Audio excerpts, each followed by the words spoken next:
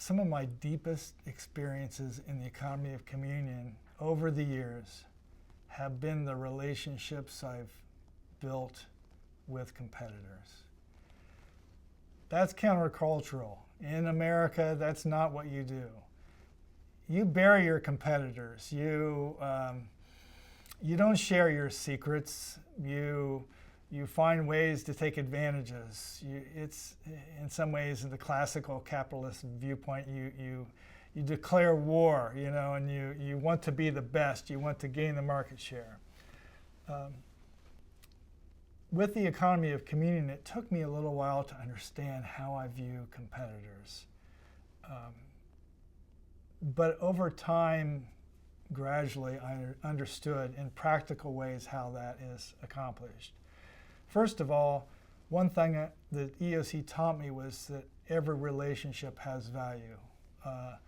Competitors can make you better at what you do, so you have to have an appreciation for them.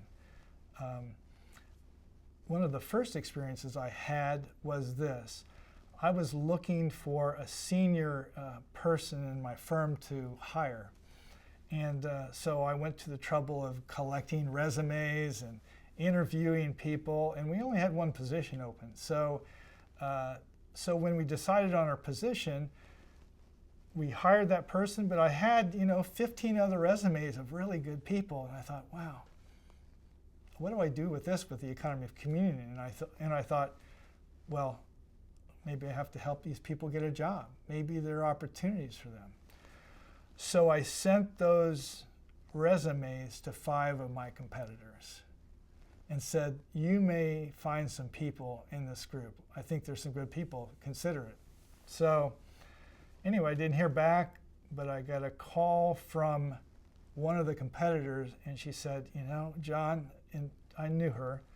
She said, a few of these people look really good. By the way, thanks for sending me these resumes, unsuspected. I went around the office and said, Mundell and Associates just sent us a bunch of people, which I thought was kind of cool.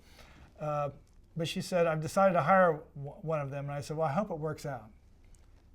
That person was one of our main senior persons for the next decade.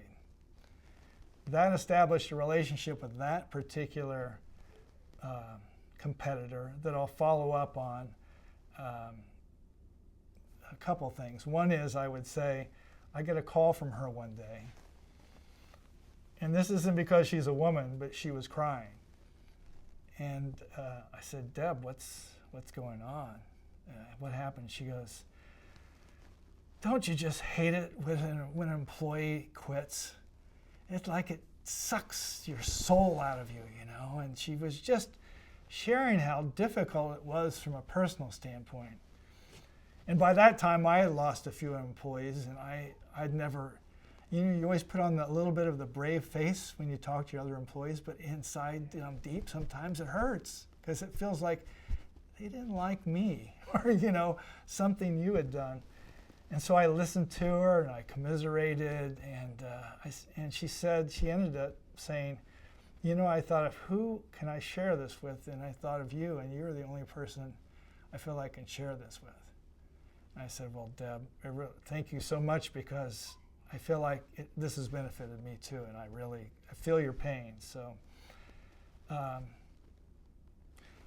few years later, that competitor died, and I went to her funeral, and she had 2 daughters, and who didn't know me, but personally. But when I went up to them and told them about their mom and the relationship we had, I could tell that they were really touched by what I had shared, that a competitor came to a funeral, So that's one particular competitor.